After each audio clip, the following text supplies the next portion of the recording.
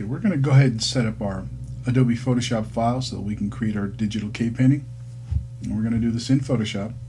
So I'm going to go ahead and launch Adobe Photoshop. You're going to see this launch screen giving you information about the program. And then as soon as it launches, you'll see this interface where we have our tools that are available in Photoshop. Over to the right, I've got colors, and I've got swatches if I want to use those. I've got windows for adjustments. I have all kinds of information that that I will use to create my image. I'm not going to go through all of them right now. I'm going to show you the tools and the techniques that we're going to use just for this project, and we'll talk more about Photoshop later on. First thing I want to do is to create my document. So I want to go to File, New, and that's going to pull up a new document window that's going to let me control the settings for my document. Now we're going to be creating this image for print as if we were going to print this out.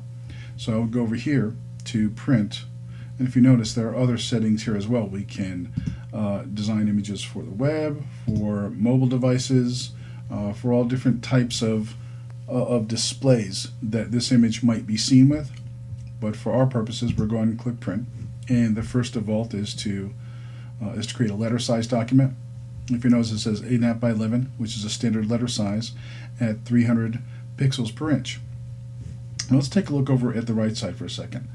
Whenever you open a new document in Photoshop or Illustrator or InDesign, always be sure that your unit of measurement is what you want it to be. In most cases, it's going to end up being inches. So if I click here, this little pull down menu here, it's going to give me options for, I can choose pixels or inches, centimeters, millimeters, points, picos. These are all settings, these are all units of measurements that are used by graphic designers and by people in the print industry. We're going to use inches, and we want our size to be 7 inches by 5 inches with an orientation, with a landscape orientation. So we have two choices here. We can do a portrait orientation, or we can do a landscape orientation. We're going to do a landscape orientation. So I'll click this here. Now down beneath that, you're going to see where it says resolution. Resolution refers to the quality of the image. And basically that comes down to how many pixels are in the image.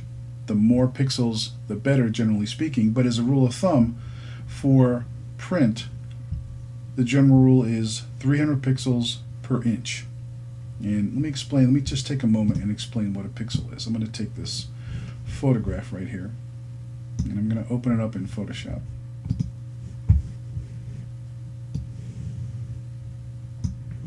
Okay, this is a photograph of a sunrise, and it's a very nice photo. It has lots of tonal value, lots of gradations. We can see colors changing from one color to another.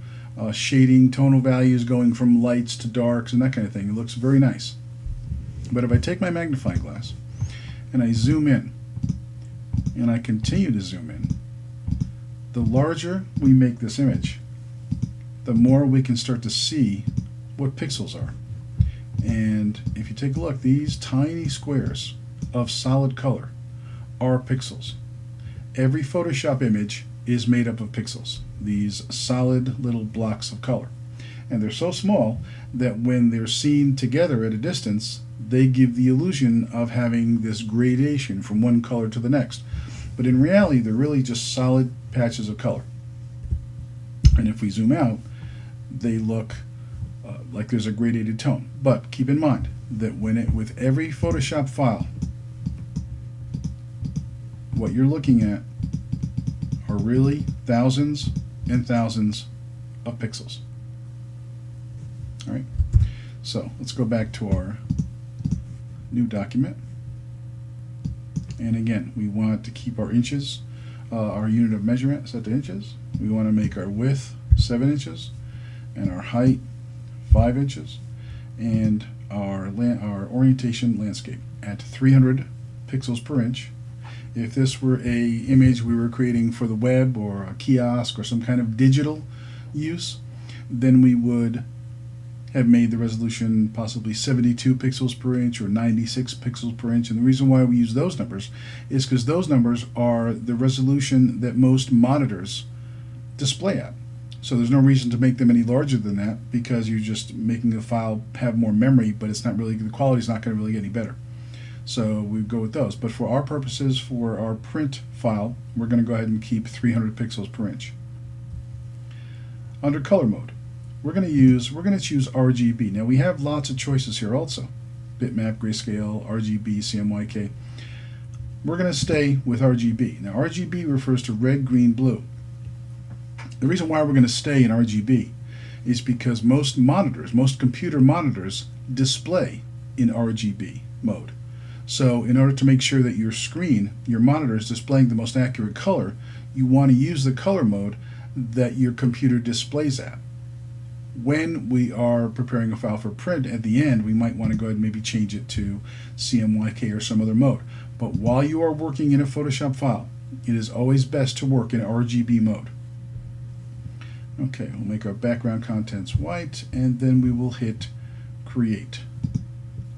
Okay, so this will give us the document that we are going to use to create our digital cave painting.